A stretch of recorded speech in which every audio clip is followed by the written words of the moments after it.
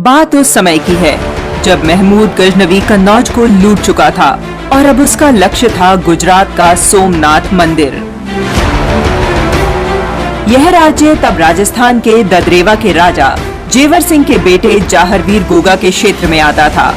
पिता के असामयिक निधन से राज्य का भार किशोर बेटे गोगा के कंधों पर आ गया था। मां बाचल के संरक्षण में गोगा जी ददरेवा के राणा बने। गुरु गोरखनाथ से इन्हें गुरु दीक्षा मिली और आध्यात्मिक शिक्षा, योग व आयुर्वेद का ज्ञान भी मिला। पृथ्वीराज चौहान की भांति जाहरवीर गोगा ख्याति प्राप्त राजा थे। जाहरवीर गोगा का राज्य सतलुज से हरियाणा तक था। कन्नौज लूटने के बाद महमूद गजनवी ने हीरों से भरा थाल जाहरवीर को भेजा और बदले में उसे सही सलामत गुजरात के सोमनाथ मंदिर तक जाने देने की मांग रखी। 15 वर्ष के जाहरवीर गोगा ने हीरों से भरे इस थाल और प्रस्ताव को ठोकर मार दी।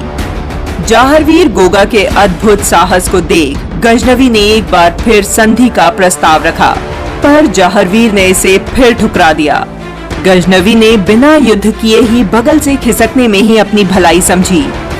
जाहरवीर गोगा ने भारत और इसकी संस्कृति की रक्षा के लिए संपूर्ण उत्तरी पूर्वी क्षेत्र के राजाओं को संगठित किया और गजनवी से युद्ध करने के लिए तैयार किया। सभी राजा जाहरवीर को भारतीय संस्कृति के रक्षक के रूप में देख रहे थे। कुछ समय बाद षड्यंत्र रचकर गजनवी ने सोमनाथ पर आक्रमण कर उस अद्वितीय धरोहर को नष्ट कर दिया। विध्वंस के परिणामों से भयभीत गजनवी रण योजना से पहले ही जाहरवीर के क्षेत्र में घुस गया।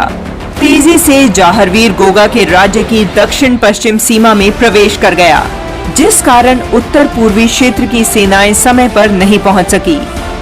गजनवी की सेना में 1 लाख पैदल और 30,000 घुड़सवार शामिल थे।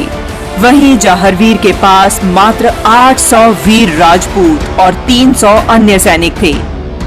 कम सेना होते हुए भी संस्कृति के रक्षक जाहरवीर गोगा ने घुटने नहीं टेके और शौर्य के बल पर अकेले ही युद्ध करने का निश्चय किया।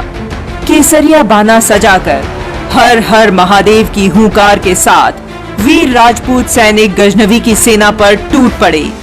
गजनवी की सेना के बहुत सैनिक मारे गए।